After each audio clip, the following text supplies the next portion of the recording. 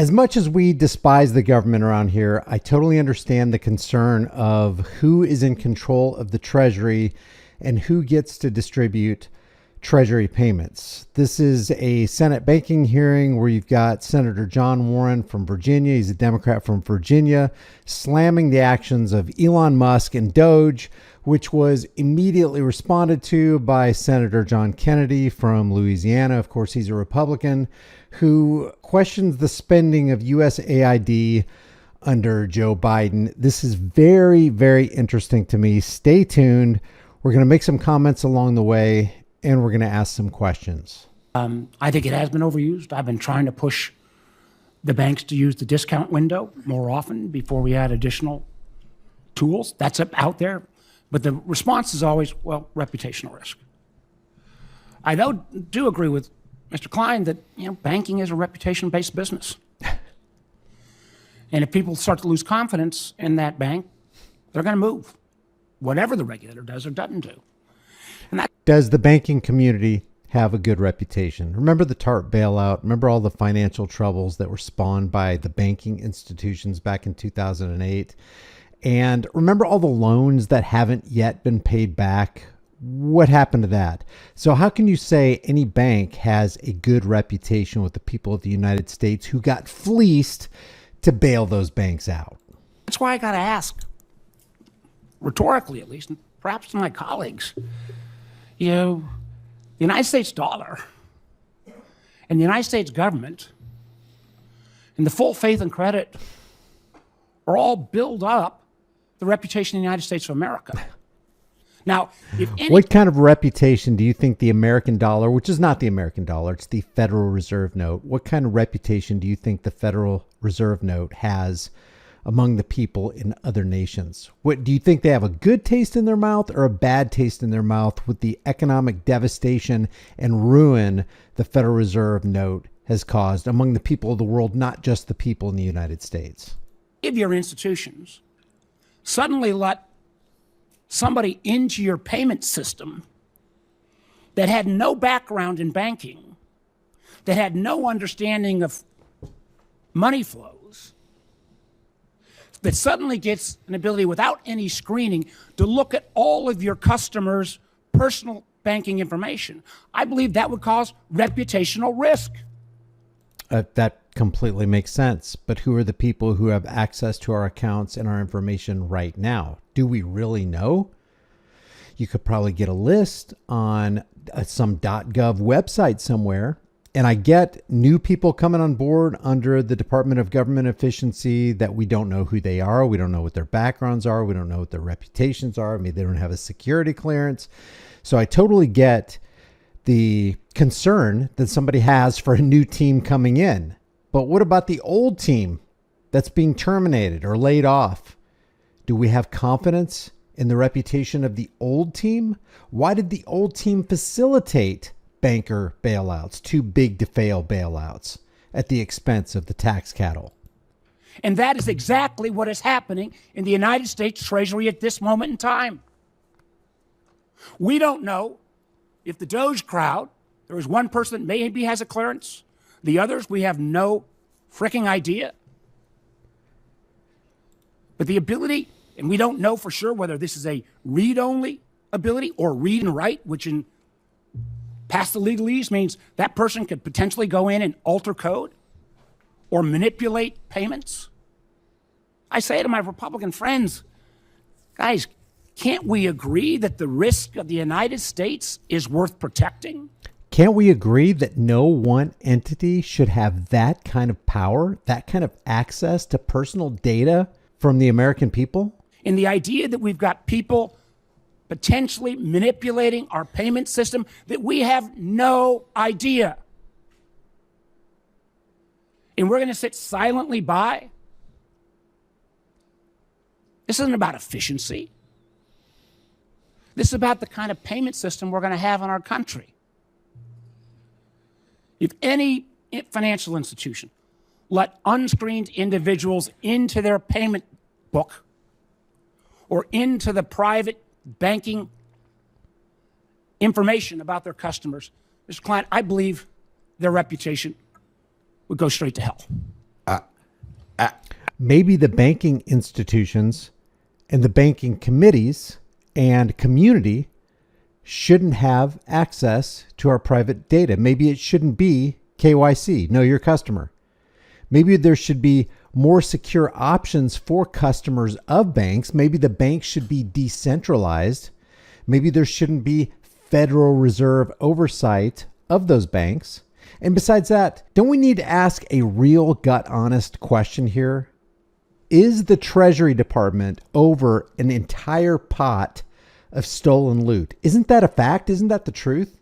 So the question that we're asking here is, what do we do with all that stolen loot? Who gets to redistribute all the stolen loot? Who gets to decide who gets the stolen loot? Who gets to benefit from all that stolen loot? That's stolen money that was extracted by extortion by the American government from the American tax cattle. How is it a government of, by, and for the people if the loot doesn't end up going to the people of the United States and they have no say in where the stolen loot goes?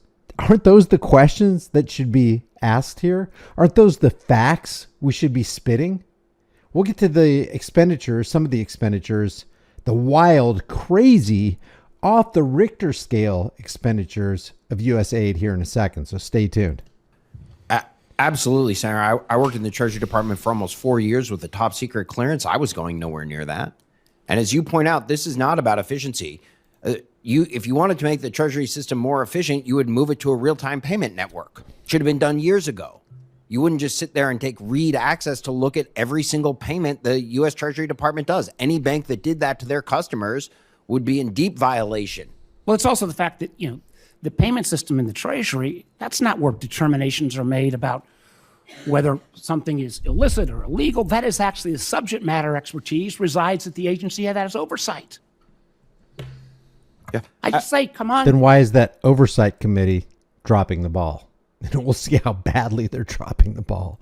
Guys, there doesn't appear to be any semblance of any kind of oversight at all. It's about the full faith and credit of the United States. It is about our reputation in the world. You're getting the same calls that I'm getting. They don't identify whether they're Democrats or Republicans, but these programs that may or may not be arbitrarily eliminated by somebody that we don't even know who they are. Efficiency, sign me up. Turning over the payment system to people that we don't have any idea who they are or what their goal is or what their mission is, where we can't even get a full answer whether they simply have read capabilities or read and write. This is an enormous difference in those extra couple words. And I just feel, Mr. Chairman, this ought to be something that we as the banking committee that are looking at the Treasury, we ought to jointly want that. There's a 25-year-old there. I've read about him in the news. I don't know the individual. I don't have the slightest idea if they got security clearances. I will tell you this. Mr. Gannon, I was going to ask you about something on crypto that I'm not going to be able to get to. I look forward to working with Senator Loomis on how we promote innovation but don't overdo on the risk side. And I think we can do much better than we've done so far. But I have to just tell you, as somebody that was chair of the Intelligence Committee and now vice chair and take that role incredibly important, the notion that somebody may be arbitrarily put out these payment flows for something that looks kind of funky, but they don't have any idea what it is, will hurt our national security. Because candidly, and this is not classified, we fund things sometimes under a cover.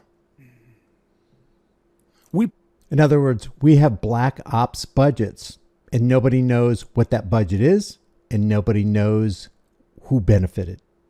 Put out this information and the bad guys find out about this, people's lives are at risk. And God, you understand that aspect of it.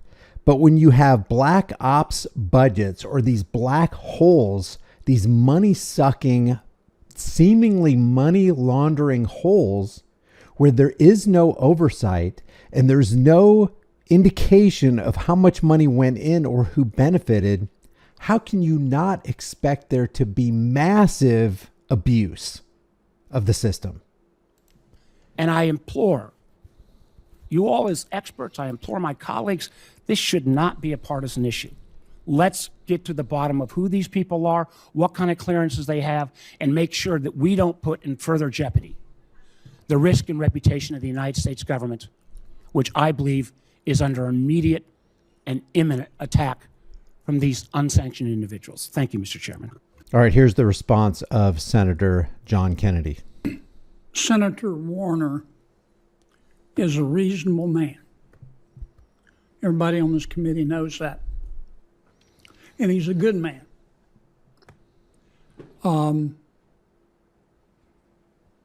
I understand he's interested in process, and I'm not saying that process isn't important.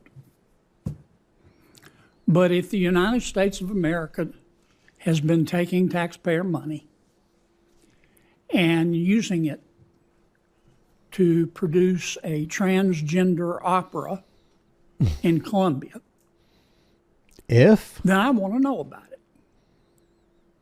And I'm glad to know about it. And it seems to me that that's the main issue with respect to all of this. And I look forward to talking further with my friend, Mr. Warner, about that. I mean, for 4 years, under President Biden, as was his right, the topic of discussion in Washington was who needs to pay more in taxes? Who needs to pay more in taxes? That's no longer the main question. The main question is now, as it should be in my judgment, what the hell happened to all the money? And we're going to find out. Let's talk about where at least some of that money allegedly went. DEI and cultural programs, $1.5 million to advance diversity, equity, and inclusion in Serbia's workplace and business communities. $70,000 for the production of a DEI musical in Ireland. $16.8 million to support equitable outcomes in inclusion in Vietnam, as though we haven't dumped enough money in Vietnam to begin with. $8.3 million for equity and inclusion education. $7.9, what the hell, million to teach Sri Lankan journalists to avoid, quote, binary gender language. 6.3, who gets all this money? Does it go in advertising? Does it go in technology? Where does this go? $6.3 million to study men having sex with other men in South Africa. $47,000 for a transgender opera in Colombia. $32,000, that's what Kennedy was referring to. $32,000 for a transgender comic book in Peru. $2 million for gender affirming care and LGBT activism in Guatemala. And then you've got the humanitarian and development aid misuse. $10 million on meals that went to Al-Qaeda affiliated fighters in Syria. Hundreds of millions of dollars from 2005 to 2008 for various projects, though specific details weren't provided. $500,000 to address sectarian violence in Israel. There's some Israel's expenditure just before the October 7th, 2023 Hamas attack. A lot of good that did, right? $5 million to Echo Health Alliance for research at the Wuhan Institute of Virology, raising concerns about the use of funds in sensitive areas like bat virus research. That's interesting. Miscellaneous projects, $20 million for producing a new Sesame Street show in Iraq. $6 million for promoting tourism in Egypt, $19 million for promoting inclusion initiatives in Vietnam. Is that $19 million more than the $16.8 million to support equitable outcomes in inclusion in Vietnam? Is that on top of that? $5.5 million to promote LGBTQ and advocacy in Jamaica and Uganda, countries with restrictive laws against the community. $50 million worth of condoms to Gaza, as mentioned in social media posts critical of U.S. aid spending. Now, this $50 million, a lot of people made a big deal out of that. And they said, hey, $50 million wasn't spent for condoms in Gaza. But you know what? $61.8 million was used for condoms and other contraceptive devices in the world. So it wasn't $50 million. Where does it matter where you bought the condoms or the contraception, or who benefited from it? The point is, 60 million taxpayer dollars were spent to buy contraception for people in other parts of the world and wasn't given to the United States. And it didn't benefit any Americans. So leave your thoughts about this. What do you think about USAID? Should be completely cut off? Is there any benefit to it? Is it really true that the Treasury Department oversees a pot of money that is literally stolen loot from the American tax cattle? Leave your thoughts in the comments below. If you haven't done so already, make sure you subscribe to this channel. This is a fledgling little channel that can't even hope to compete unless you hit the subscribe button, the bell notification icon, like this video, share this video with everybody you know, engage in the comment section. It really helps with the algorithm. Maybe we can start a brush fire of freedom in the minds of men before it's too late. I will see you in the next video.